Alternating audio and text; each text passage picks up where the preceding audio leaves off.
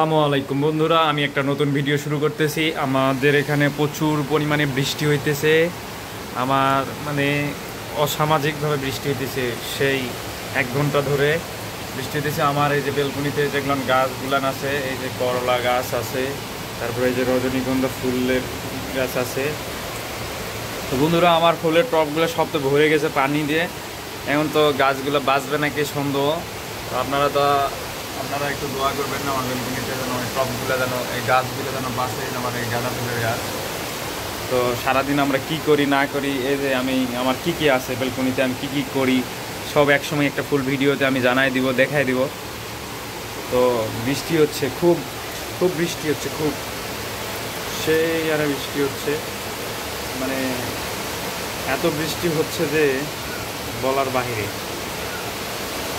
তো আমার এই যে গাছের টবটা একেবারে ভরে গেল পানি দিয়ে।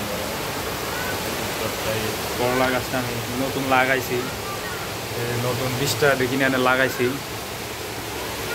বীজটা দেখি না আছে যে রজনীগন্ধা গাছ, এই ফুল গাছগুলো আমার বীজ থেকে ভিজে গেছে। আমার আরও ওইদিকে আরও আরও আরও গাছ আছে, ওইদিকে আমার আরও গাছ আছে, বেলকুনিতে আরও গাছ আছে আমার।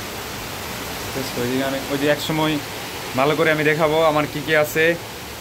তো তো বন্ধুরা, আমার এলা ভালো লাগলে জানাবেন। আমরা ছোট একটা ব্লগ ভিডিও করি, ভালো লাগলে আমার চ্যানেলটা সাবস্ক্রাইব করবেন, লাইক কমেন্ট শেয়ার করবেন অবশ্যই। মানুষ তো ছোট থেকে বড় হয়, আপনারা যদি পাশে থাকেন তাহলে অবশ্যই একটু বড় হতে পারবো।